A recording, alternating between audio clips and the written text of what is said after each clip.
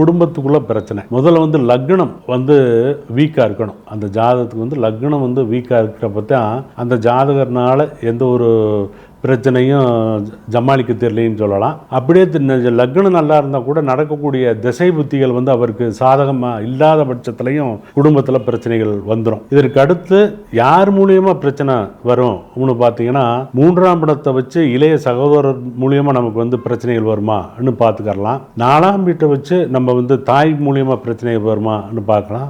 5ஆம் வீடை வச்சு நம்ம வந்து குழந்தைகள்னால பிரச்சனைகள் வருமா, 6ஆம் வீடு வந்து தாய்மாமன் மூலியமாக பிரச்சனை வருமா, 7ஆம் இடம் வந்து வாழ்க்கை துணைவர் மூலியமாக பிரச்சனை வருமா, 10ஆம் வீடு மூலியம் தந்தை வழியில் பிரச்சனை வருமா, 11ஆம் வீட்டு வழியில் வந்து அண்ணன் வழி பிரச்சனைகள் வருமானு நம்ம ஈஸியாக பார்க்கலாம். இதுக்கு பூராமே இந்த ராகு கேதுவை மட்டுமே வச்சு நம்ம வந்து அற்புதம் நம்ம பலன் சொல்லிடலாம். ஏன்னா ஒரு ஜாதகத்தை இயக்கக்கூடியதே ஒரு ராகு கேது தான். அதனால் அதை கண்டுபிடிக்க தெரிஞ்சால் ஈஸியாக நம்ம வந்து சக்ஸஸ் பண்ணிடலாம்.